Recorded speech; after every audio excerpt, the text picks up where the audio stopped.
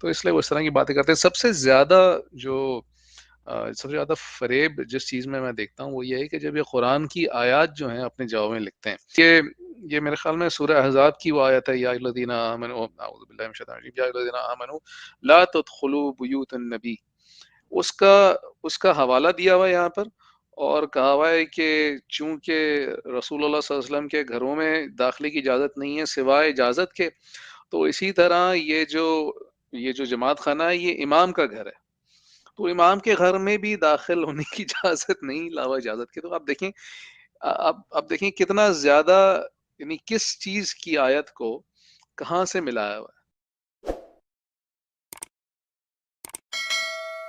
تو دوسرا نقطہ ہے، وہ ہے کلوز ڈور پالیسی انگریزی میں، اور جسے ہم اردو میں کہیں گے کہ داخلہ جو ہے وہ مسلمانوں کے لیے ممنوع ہے، اور داخلہ صرف اور صرف اسماعیلیوں کے ہیں۔ اب اس میں اگر اس کی ہم تاریخ دیکھیں تو ایسا ایک دور گزرا تھا جب ایک کیس ہوا تھا، دو کیسز تھے، خیر ان دونوں کا نتیجہ خان کیس کا، پرائمریلی جو خان کیس تھا جسٹس آرنولڈ کا، انگریزوں کے زمانے میں ہوا تھا، اور اس کا جو نتیجہ نکلا تھا وہ آغا خان صاحب کے حق میں نکلا تھا، ظاہر سی بات ہے، اس لیے کہ انگریزوں کا دور تھا، اور آغا خان صاحب جو ہے انگریزوں کے سے بہت قریب تھے، جدی پشتی خدمات تھیں آغا خان اول سے لے کے آغا خان دوم اور سوئم تک، اور آغا خان صاحب جو ہیں ان کو آغا خان کا لقب جو ہے وہ انگریز ہی نے دیا تھا۔ تو اس کیس کے فیصلے کے نتیجے میں جو بھی اسماعیلی اس زمانے میں، یہ یہاں کھوجا کمیونٹی کہلاتی تھی، تو کھوجا کمیونٹی کے سارے جتنے بھی اثاثے تھے یا جتنے بھی ایسٹس تھے وہ آغا خان صاحب کی ذاتی ملکیت بن گئے، اور اب کسی بھی جماعت خانے کے میں آپ داخل ہوں تو وہاں ایک چھوٹا سا بورڈ لگا ہوتا ہے، ذرا اونچائی پہ لگا ہوتا ہے عام طور پہ، لیکن اس میں ایک چھوٹا سا نوٹس لگا ہوتا ہے کہ داخلہ صرف اور صرف اسماعیلی جماعت کے ممبران کے لیے ہے۔ اچھا، اس کی اگر تفصیل دیکھا جائے اور دیکھا جائے کہ جو آغا خانی ہیں یہ کس طرح جو ہے اس بات کو وہ کرتے ہیں، یا کیا دلیل دیتے ہیں اس کی، یا کیا اس کی وجہ بتاتے ہیں، تو ان کی ایک ویب سائٹ ہے جس کا نام میں نے پہلے لیا تھا، اس میں یہ صاف صاف کا لکھا ہوا ہے کہ ہاں بھائی اسماعیلی جماعت خانے میں جو داخلہ ہے وہ صرف اور صرف اسماعیلیوں کے لیے مخصوص ہے اور مسلمانوں کے لیے ممنوع ہے، اور اس کی جو مماثلت دیتے ہیں وہ کہتے ہیں کہ جس طرح صوفی جو ہیں ان کی ایک پہلے تو بیع سے شروع کیا انہوں نے، اور لکھتے ہیں کہ بھائی بیع جو ہے وہ اسی لیے ہوتی ہے کہ ایک پیر یا مرشد کے ساتھ ہوتی ہے، تو ہماری بیع جو ہے وہ ہمارے امام کے ساتھ ہے، اور امام کے ساتھ بیع ہے، اور اگر یہی بیع اگر کسی ہماری پیر کے ساتھ ہوتی تو اس کا بھی یہی مطلب ہوتا کہ جو جو پیر کی جو مرضی ہے اس مطابق اس کا جو گھر ہے یا اس کی جو خانقاہ ہے وہ استعمال کی جائے، اور اسماعیلی بھی ایک طریقہ ہے اور صوفی بھی طریقے ہوتے ہیں، تو تمام طریقے جو ہے وہ یہی اصول فالو کرتے ہیں یا یہی اصول اپناتے ہیں کہ ان کی عبادت گاہیں جو ہیں یا ان کے سمجھیں جو کہہ لیں کمیونٹی سینٹر ہیں وہ انہی کے لیے مخصوص ہوتے ہیں۔ تو اس میں دو باتیں ہیں، ایک تو ظاہر ہے مسجد دوسری طرف دیکھی جائے تو وہ ہر ایک کے لیے کھلی ہے نا۔ نجران سے جب نصرانی آئے تو انہوں نے بھی جب ملاقات کی رسول اللہ صلی اللہ علیہ وآلہ وسلم سے تو مسجد نبوی ہی میں کی، منی ممنوع کسی کے لیے بھی نہیں تھا، بشرطے یہ کہ چند مخصوص چیزوں کا خیال رکھا جائے، لیکن کوئی بے ادبی نہ ہو مسجد کی، لیکن مسجد میں آنے جانے کی ممانعت کسی کو بھی نہیں۔ لیکن اسماعیلی جماعت خانے کی مماثلت وہ خانقاہ سے دیتے ہیں اور اپنے آپ کو طریقہ بتاتے ہیں، تو مولانا قاسم دانیال صاحب یہ اپنے آپ کو ایک طریقے سے تشبیہ دینا اور کہنا کہ جس طرح صوفی طریقے ہوتے ہیں اسی طرح اسماعیلی طریقہ بھی ہے، اور طریقوں میں جو ہے یہی رواج رائج ہے کہ وہ اپنے جو خانقاہیں ہیں یا جماعت خانے، اپنے آپ کو نہیں کہ جماعت خانے کو خانقاہ سے بھی مواصلت دے دی، اور کہا کہ وہ ہم جو طریقے ہیں اپنے ممبران کے لیے یا اپنے جو بیعت شدہ لوگ ہوتے ہیں انہی کے لیے مخصوص کرتے ہیں۔ تو اس میں کہاں تک صداقت ہے مولانا قاسم دانیال صاحب، اس پہ ذرا اپنی رائے دیجیے گا. دیکھیے صوفیزم میں جو طریقت ہے، طریقت کا جو ایک ہے سلسلہ ہے، اسلام میں بنیادی ارکان 5 ہے، آپ کو پتہ ہے. اس کے بعد جو درجات آتے ہیں جہاد کا، اور اس کے بعد دوسرے تیسرے چوتھے عبادات کا، اس میں کہیں بھی طریقت کا ذکر نہیں ہے. بالفرض اگر کوئی یہ کہے اسلام میں کہ بھائی میں طریقت کو نہیں مانتا ہوں، کوئی اس کو کچھ نہیں کہہ سکتا ہے. بلکہ عرب لوگ اس چیز کو تو پسند ہی نہیں کرتے، کہتے یہ کدھر سے لایا تم لوگوں نے، یہ صوفیزم کیا ہے. ایک عرب دوست تھا میرا، وہ کہتا تھا چھو پھو یہ کیا ہے، ما حاضر، کہ یہ تم یہ کیا کرتے ہو، چھو مچاٹی یہ چیزیں یہ کیا ہے، یہ اسلام میں تو نہیں ہے. تو اگر کوئی یہ کہتا ہے تو وہ ٹھیک کہتا ہے. اسلام میں ہم صوفیزم کو یا طریقت کو بلکہ آسان الفاظ میں سمجھے تو وہ ایک بے دین لوگوں کے علاج کے لیے کچھ صوفیزم نے ایک طریقہ اختیار کیا تھا. مخصوص چیزیں ان سے کراتے تھے، مثلا جس کے اندر تکبر ہے تو اس کو کہتے مسجد میں جا کے سب کے جوتے ٹھیک کرو، ٹھیک ہے نا. کوئی چرس پیتا تھا بہت زیادہ، وہ پیر صاحب کے پاس گیا، کہا میرا علاج کرو، تو کہتا تھا کہ بھائی پیا کرو، 10 دن پیتے ہو تو 3 دن پیو 3 ٹائم، اور یہاں آ کر یہ قرآن کی تلاوت کرو اور ذکر کرو، تم یہ چھوٹ جاؤ گے. ایک طریقہ علاج تھا لوگوں کو دین کی طرف لانے کا. اگر اس کا انکار کرنا بھی کوئی کفر جرم نہیں ہے، اور وہ کوئی الگ مذہب منہج نہیں ہے. ایک گویا کہ حکیم کا ایک طریقہ علاج ہے ڈاکٹر کا، ٹھیک ہے نا. زیادہ سے زیادہ اسلام میں اس کا یہ درجہ ہے، اس سے بڑھ کر اس کی کوئی وقت نہیں ہے.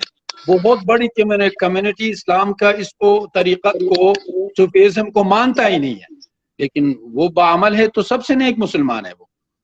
یہ کوئی اسلام میں یہ کوئی اس کی اتنی اہمیت وقت ہے نہیں اس چیز کا.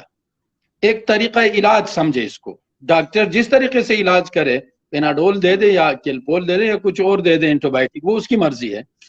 تو اب جہاں تک آ گئے خانقاہ، تو بھائی خانقاہ ایک کمرے کا نام ہے، دفتر ہے. اس میں جو کوئی ایک اسپتال ہے، ایک اسپتال کے ہے ہاسپٹل، تو وہ کیا ہو گیا، وہ کوئی مسجد تو نہیں بنی نا. وہاں ہر ایک کو مریدین کیا غیر مریدین ہر مسلمان کو آنے جانے کی اجازت بھی ہوتی ہے، اور وہاں کوئی عبادت نہیں. وہی لوگ نماز کے لیے اللہ اکبر کہے سب مسجد میں آ کے نماز پڑھتے ہیں، نماز پڑھاتے ہیں. باقی اگر کوئی رباب بجا کر جو ہے نا ڈانس کر کے ناچ کے اس کو صوفیزم کہتے ہیں، تو اس کو اسلام میں صوفیزم نہیں کہا جاتا ہے. یہ چند لوگ جو ہے نا اس کو صوفیزم کا نام دے کر، جس میں موسیقی، ساز، گانے باجے سب کو ملایا، یہ ایک الگ قسم کے لوگ ہیں آزاد منش. ان کو شرعی احکامات کا بھی اتنا فکر نہیں ہوتا ہے جیسے اسماعیلیوں کو نہیں ہوتا ہے. تو وہ کوئی ہمارے لیے نہ قابل حجت ہے نہ قابل اعتبار ہے. البتہ خانقاہیں جو نیک عام صوفیوں کے ہیں وہ تو سب لوگوں کے لیے ہر وقت اوپن ہوتے ہیں. وہ بالکل بھی بالکل نماز کی طرف، دین کی طرف، اسلام کی طرف لوگوں کو دعوت دیتے. بالکل ایسا ہی کئی خانقاہوں میں جا چکا ہوں میں، اور ان میں ایسا کوئی سلسلہ نہیں کہ بھئی جو بیعت شدہ لوگ ہیں انہی کے وہی داخل ہو سکتے ہیں یا وہی آ سکتے ہیں. ایسی کوئی بات نہیں. نمازوں کا انتظام ہوتا ہے، نماز کے بعد نشستیں ہوتی ہیں، ذکر کی ہوتی ہیں، بات چیت ہوتی ہے، بیان ہوتے ہیں. لیکن ایسا کہیں نہیں دیکھا جو یہ دیکھیں. مسئلہ ہے نا کہ ایسا تو ہے نہیں کہ کوئی آخانی یہ جواب کو پڑھے گا بیچارہ اور جا کے خانقاہ کو چیک کرے گا کہ بھئی تمام خانقاہوں میں ایسے ہی اصول رائج ہیں. ایسی کوئی بات ہے نہیں. تو ان کو اس کا کوئی ڈر نہیں کہ کوئی چیک بھی کر لے گا ان کا جو جاننے والا ہے یا ان کا جو ماننے والا ہے. تو اس لیے وہ اس طرح کی باتیں کرتے ہیں. سب سے زیادہ فریب جس چیز میں دیکھتا ہوں وہ یہ ہے کہ جب یہ قرآن کی آیات جو ہیں اپنے جواب میں لکھتے ہیں. اب یہ جو جماعت خانے میں داخل ہونے والی اور یہ جو خانقاہ میں داخل ہونے والی جو انہوں نے اپنے تئیں ایک وہ ممانعت لگا رکھی ہے، تو اس کا قرآن کی آیت سے حوالہ دیتے ہیں کہ جس کا انگریزی میں ترجمہ ہے وہ you believe do not enter the house of the prophet except when you are permitted. یہ میرے خیال میں سورہ احزاب کی وہ آیت ہے، یا ایھا الذین آمنوا اعوذ باللہ من الشیطان الرجیم یا ایھا الذین آمنوا لا تدخلوا بیوت النبی. اس کا حوالہ دیا ہوا ہے یہاں پر، اور کہا ہوا ہے کہ چونکہ رسول اللہ صلی اللہ علیہ وسلم کے گھروں میں داخلے کی اجازت نہیں ہے سوائے اجازت کے، تو اسی طرح یہ جو جماعت خانہ ہے یہ امام کا گھر ہے، تو امام کے گھر میں بھی داخل ہونے کی اجازت نہیں علاوہ اجازت کے. تو آپ دیکھیں اب دیکھیں کتنا زیادہ، یعنی کس چیز کی آیت کو کہاں سے ملایا ہوا ہے؟ دیکھیں نا آیت میں ہے کہ بھائی دیکھ رسول اللہ صلی اللہ علیہ وسلم ایک اللہ کے رسول تھے، انسان بھی تھے نا، جس کے بشری تقاضے بھی تھے، ان کے بیگمات، ان کا گھر، اور جو ہے نا پرسنل معاملات، ذاتیات. اب انسان گھر میں گھس جائے بغیر اجازت کے، اسلام میں منع کیا گیا ہے، بلکہ ہر ایک انسان کے لیے لا تدخلوا بیوتا غیر بیوتکم حتی تستأنسوا وتسلموا علی اہلہا، بغیر اجازت کیے، سلام کیے بغیر کسی کے گھر میں داخل نہ ہو. سورۃ النور کی آیت ہے. تو اسی طرح یہاں یہ حکم بھی دیا گیا. کچھ لوگ آ کر زینب رضی اللہ عنہ کے شان ولیمے کے بعد بیٹھ گئے، باتیں کرنے لگے. رسول اللہ صلی اللہ علیہ وسلم حیا کی وجہ سے ان کو یہ نہیں کہا اٹھ کے جاؤ، ٹھیک ہے نا، وہ بیٹھے باتیں کرنے لگے. پھر یہ آیت نازل ہو گئی کہ تم لوگ بیٹھ کے اتنی دیر باتیں کر کے رسول اللہ صلی اللہ علیہ وسلم کو تکلیف دے رہے ہو. کہا کہ تمہیں اجازت نہیں ہے کہ بغیر اجازت کے رسول اللہ صلی اللہ علیہ وسلم کے پاس آؤ اور اس کے بعد بیٹھو تو لمبے گفتگو شروع کر دو اور رسول اللہ صلی اللہ علیہ وسلم کو تکلیف پہنچے. آپ صلی اللہ علیہ وسلم تو حیا کرتے ہیں. پھر آگے فرمایا کہ اللہ ان باتوں کو بیان کرنے سے حیا نہیں کرتا ہے. مطلب احکامات بالکل واضح ہو گئے. دیکھیے ذاتی چیزیں بھی ہوتی ہیں نا، انسان اپنے فیملی کے ساتھ، بچوں کے ساتھ، بیوی کے ساتھ، بیگمات کے ساتھ تنہائی میں ہو تو وہ اس چیزوں کے بارے میں. یہاں تک عبادت خانہ ہے وہ تو ایک کمیونٹی کے لیے ہوتا ہے نا، ایک پورے برادری کے لیے، قوم کے لیے، مسلمانوں کے لیے، وہ تو بالکل ایک کامن چیز ہے، سب کے لیے کھلا ہوا ہوتا ہے. بلکہ شرعی حکم یہ ہے کہ مسجدوں کے دروازوں کو بند کرنا مکروہ کہا گیا ہے. یہ ہر وقت سب کے لیے اوپن رہے کہ جس وقت انسان عبادت کرنے کے لیے آئے اللہ کا در اس کو کھلا ملے، بند نہ ملے. وہ تو یہ چرسی موالی چیزیں مسجد کے توڑنے اٹھانے، اس وجہ سے ان کو بعض بغیر نمازوں کے اوقات میں بند رکھا جاتا ہے. ورنہ تو بہت ساری جگہوں میں مسجدیں پہلے زمانے میں دروازے بند ہی نہیں کیے جاتے تھے، مسافروں کے لیے، آنے جانے والوں کے لیے، عبادت کرنے سب کے لیے کھلا رہتا تھا. اور ہونا بھی یہی چاہیے کہ جو جب آئے عبادت کے لیے مسجد آئے. کسی قوم، برادری، کالے، گورا، نیلا، کسی کو ممنوع نہیں ہے، ہر ایک کے لیے اوپن ہے. بہرحال مسجد اور جماعت خانوں میں تو زمین آسمان کا فرق ہے نا. پہلا فرق یہ ہے کہ قرآن مجید میں دیکھیں جہاں ذکر آیا ہے مسجد کا آیا ہے. یہ لفظ دراصل مسجد ہے، مسجد مفعول کے وزن پر ہے.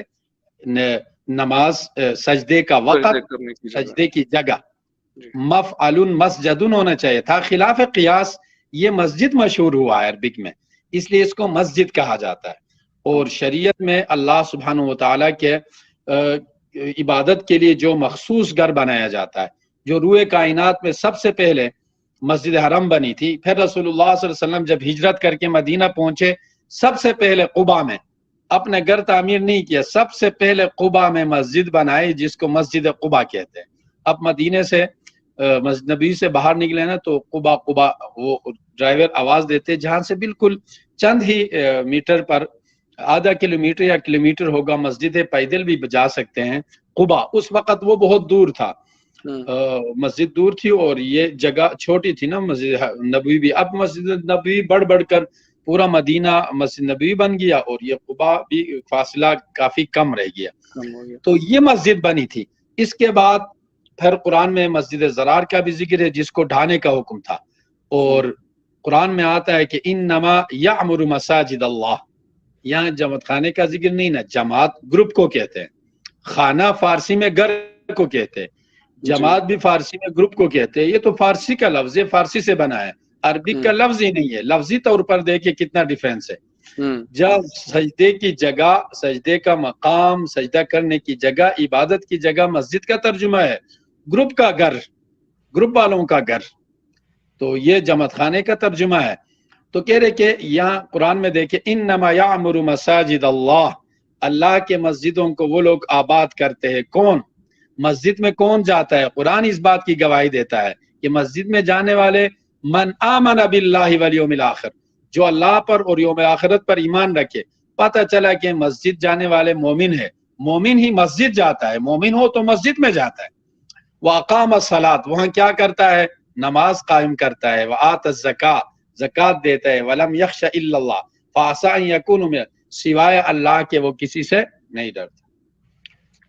فَعَسَىٰ أَن يَكُونُوا مِنَ الْمُهْتَدِينَ، اللہ تبارک و تعالیٰ ان سب کو مہتدین میں سے کرے گا۔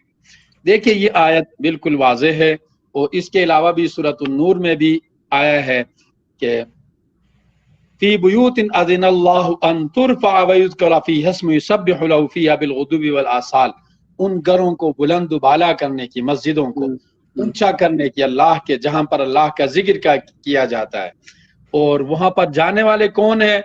لا تلہیہم تجارۃ ولا بیع عن ذکر اللہ، وہاں جا کر جو عبادت کرتے ہیں مسجد میں، ان کو اس ذکر سے اور نماز قائم کرنے سے، زکوٰۃ ادا کرنے سے تجارت، معیشت وغیرہ نہیں روک سکتی ہے۔ یہ ایسے لوگ ہیں۔ پھر ان کے مومنین کی صفات آگے بیان ہو رہی ہے۔ مسجد میں جانے والے مومن ہیں، مومن مسجد جاتا ہے، آباد مسجدوں کو یہ کرتے ہیں، اور جو لوگ ان کے مقابل میں کوئی بلڈنگ عمارت بنائے، چاہے کلیسا ہو، گرجا ہو، یہودی ہو، عیسائی ہو، یا کوئی بھی ہو، قادیانی ہو، کوئی اپنی عبادت گاہ بنائے، اسماعیلی کوئی جماعت خانے کے نام سے یا کسی نام سے بھی کچھ بنائے، تو در حقیقت مسجد سے روکنا ہوا نا۔ تو ان کے لیے اللہ نے فرمایا سورۃ البقرہ میں، آیت نمبر ہے تقریباً 14، وَمَنْ أَظْلَمُ مِمَّن مَنَعَ مَسَاجِدَ اللَّهِ، اس بندے سے بڑا ظالم کون ہو سکتا ہے جو اللہ کے مسجد میں جانے سے روکتا ہے؟ یذکر فیہا اسمہ، یہ بندہ وہاں جا کر اللہ کا ذکر کرے، اس سے روکتا ہے، نماز پڑھنے سے روکتا ہے۔ کہا کہ وَسَعَىٰ فِی خَرَابِہَا، مسجد کے ویرانی کا بھی کوشش کرتا ہے کہ لوگ مسجدوں کو نہ جائے۔ ظاہر بات ہے، جب اسلام میں سب سے پہلے جو عمارت بنی دنیا کا بننے سے پہلے مسجد حرام، پھر رسول اللہ صلی اللہ علیہ وسلم سب سے پہلے جو بلڈنگ تعمیر کی مدینہ پہنچ کر مسجد قباء، پھر مسجد قباء کے بعد مسجد نبوی، پھر مسجد جمعہ، پھر وہ سارے مدینے کے مساجد، پھر مکے کے سارے مساجد، یہ سب کچھ اسلام میں یہ تھا۔ جو اللہ کی عبادت کے لیے جو گھر بنایا جاتا تھا مسجد کہا جاتا تھا، سارے مسلمان وہاں جا کے عبادت کرتے تھے۔ اب اسلام کی اس بالکل واضح، روشن، کھلے ہوئے طریقے کو چھوڑ کر 1.5 انچ کی الگ ایک عمارت بنا کر، جس کو جماعت خانہ نام دے کر، بالکل اسٹریم لائن سے، صراط مستقیم سے ہٹ کر، مسلمانوں کی سواد اعظم اتنی بڑی تعداد، بڑی جو امت تھی، اس میں سے ٹوٹ کر الگ ہو کر ایک نہج، ایک طریقہ جس نے اپنایا ہے، ظاہر بات ہے وہ اس لائن سے نکل گیا ہے، وہ اسلام سے نکل گیا۔ نہ وہ جو نام دے کر جو بلڈنگ عمارت بنائی ہے، نہ وہ مسجد ہے، نہ وہ عبادت خانہ ہے، اور نہ اسلام کے ساتھ اس اصطلاح کا، خانہ کا جو فارسی کا لفظ ہے، جماعت فارسی کا، اس کا کوئی تعلق ہے۔ تو یہ بالکل اسلام سے ہٹنے کی، مسلمانوں کے بیچ سے نکلنے کی ایک نام رکھ کر، ایک نہج اپنا کر، ایک طریقہ اپنا کر نکلنے کی کوشش کی گئی اور نکل گئے لوگ۔ تو یہ مسجد اور جماعت خانے میں اس طرح دیکھا جائے تو زمین آسمان کا فرق ہے۔ قرآن کی بہت ساری، جیسے 15 پارے میں ہے، سبحان الذی اسری بعبدہ لیلا من المسجد الحرام الی المسجد الاقصی، مسجد کا ذکر ہے، مسجد اقصی کا بھی ہے، مسجد حرم کا بھی ہے۔ اسی طرح وَمِنْ حَيْثُ خَرَجْتَ فَوَلِّ وَجْهَكَ شَطْرَ الْمَسْجِدِ الْحَرَامِ، تم جہاں ہو، جس طرف نکلو، جہاں موجود ہو، اپنا منہ مسجد حرم کی طرف کرو نماز میں۔ قبلے کا ذکر آ گیا۔ تو دیکھیں یہ ساری چیزیں قرآن شروع سے آخر تک بندہ پڑھتے جائے تو یہ اس کو بتائیں گے کہ مسجد کہاں ہے، اور اس کے مقابلے میں جو آیا اس میں فرق ظاہر ہے کہ وہ کوئی اپنے نام رکھ کر ایک الگ بلڈنگ بنائے گی، اللہ کی عبادت کے لیے مساجد ہے۔ بالکل صحیح مولانا قاسم صاحب، اس میں انہوں نے جو اگلی آیت جو کوٹ کی قرآن کی، میرے خیال میں آپ نے اس کا ذکر کر دیا۔ یہ بھی ویسی آیت ہے جس میں اللہ سبحانہ کہتے ہیں، یہ سورہ نساء کی آیت ہے شاید، یہ جس میں سورہ نور کی ہے، 24 کہہ رہے ہیں نا، سورہ نور کی آیت ہے، اعوذ باللہ من الشیطان الرجیم، جس میں یا الذین آمنوا لا تدخلوا بیوتا غیر بیوتکم۔